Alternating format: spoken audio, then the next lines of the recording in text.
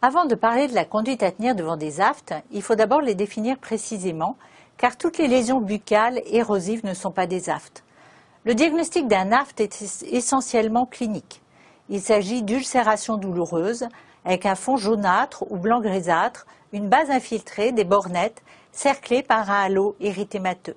Leur topographie est ubiquitaire dans la bouche. Ils ne s'accompagnent pas d'adénopathie satellite. Ils évoluent par poussées spontanément résolutives et récidivent plus ou moins fréquemment. Les lésions sont plus ou moins nombreuses, de taille variable.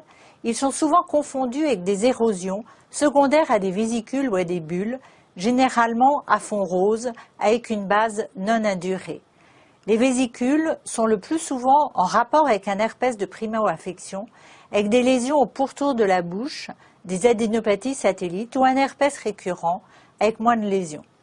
Les érosions post-bulleuses sont secondaires aux maladies bulleuses, essentiellement pemphigus ou syndrome de Stevens-Johnson, mais aussi pemphigoïde cicatricielle, évoquée surtout lorsque les érosions sont situées au collet des dents.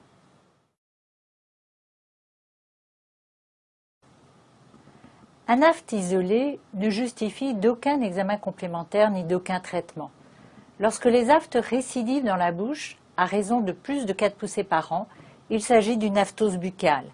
Cette aphthose buccale est rarement associée à une aphthose génitale dans le cadre d'une aphthose bipolaire. Une seule poussée d'aphte génitale permet de parler d'aphthose génitale. Avant de l'affirmer, il faut s'assurer qu'il ne s'agit pas d'une récurrence herpétique beaucoup plus fréquente. Les aftes peuvent être également périanaux. L'aphtose buccale idiopathique débute généralement dans les 3 premières décades de la vie, assez souvent dans un contexte familial. Ainsi, 90% des enfants dont les 2 parents ont une aphtose buccale auront une aphtose et seulement 20% de ceux dont aucun parent ne souffre d'aphtose. Cette maladie touche plus souvent les femmes non fumeuses de niveau socio-culturel élevé. Plusieurs facteurs déclenchant des poussées sont connus. Contact avec certains aliments comme le gruyère, les agrumes, les noix, les noisettes, le chocolat, le café, dentifrice contenant du sodium lauryl sulfate, traumatismes locaux, stress, arrêt du tabagisme et période menstruelle chez la femme. Devant un tableau typique, aucun bilan particulier n'est justifié en dehors de la recherche clinique d'éléments déclenchants qui seront évités si possible. Parfois, l'aphtose buccale est observée au cours de maladies qu'elle peut révéler. La maladie de Behçet, où l'aphtose est typiquement bipolaire, associée à d'autres manifestations dermatologiques, également observée dans toutes les maladies systémiques associées aux aftes. Érythème noueux, pseudofolliculite ou folliculite, autres dermatoses neutrophiliques. Les maladies inflammatoires chroniques de l'intestin, où les aftes sont présents dans 20 à 30% des cas, uniquement buccaux, ou bipolaires, buccaux et génitaux, ou tripolaires avec une atteinte périanale. La polychondrite atrophiante, révélée dans moins de 5% par une aphtose buccale ou bipolaire, facile à reconnaître devant une inflammation douloureuse du pavillon de l'oreille respectant le lobule. Les neutropénies, qu'elles soient génétiques, autosomiques dominantes, comme la neutropénie cyclique, survenant environ tous les 21 jours, ou liées à une hémopathie. Les déficits en vitamine B12, folate, fer et zinc, classiquement associés à l'aphtose buccale qui régresse inconstamment après correction du déficit. Les maladies virales, en particulier l'infection VIH, les infections à EBV, CMV. De nombreux médicaments ont été incriminés dans la survenue d'aftes avec une imputabilité variable et souvent une dose seuil.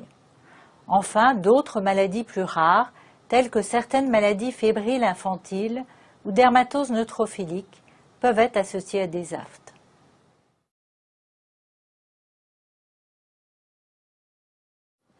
En pratique, un bilan n'est envisagé qu'en cas d'aphtose gênante. Il comprendra un hémogramme complet avec dosage du fer sérique et ferritine, un bilan hépatique. Les dosages de folate, de vitamine B12 et du zinc ne sont faits qu'en cas d'anomalie de la numération formule sanguine ou d'autres manifestations en faveur d'une carence possible en ces vitamines ou oligoéléments.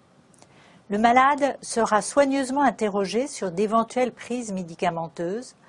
la présence de manifestations digestives ou vasculaires avec recherche d'autres lésions cutanéo-muqueuses.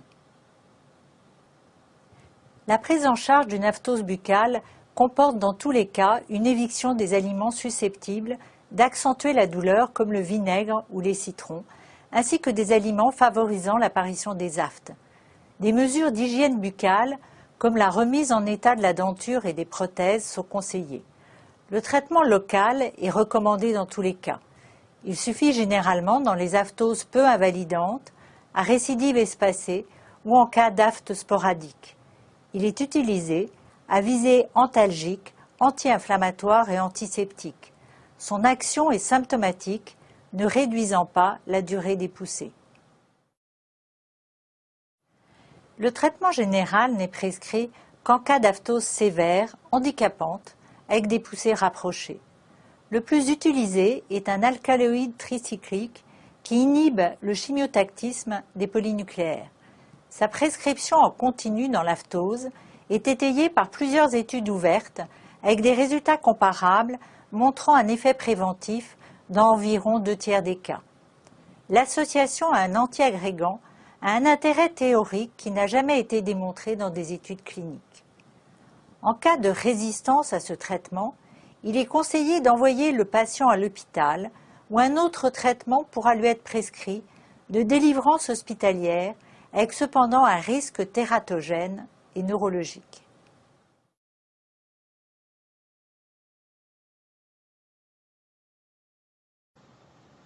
En conclusion, l'aphthose buccale est une maladie fréquente, le plus souvent bénigne, ne nécessitant pas de prise en charge en milieu spécialisé. Il ne faut pas confondre des aphtes avec des lésions post-vésiculeuses ou bulleuses, diagnostic parfois difficile. Au moindre doute, une culture virale ou une biopsie seront pratiquées. Lorsque l'aphthose est bi- ou tripolaire, la recherche de manifestations systémiques doit être systématique pour ne pas méconnaître une maladie de Behçet, une maladie de Crohn ou une polychondrite atrophiante.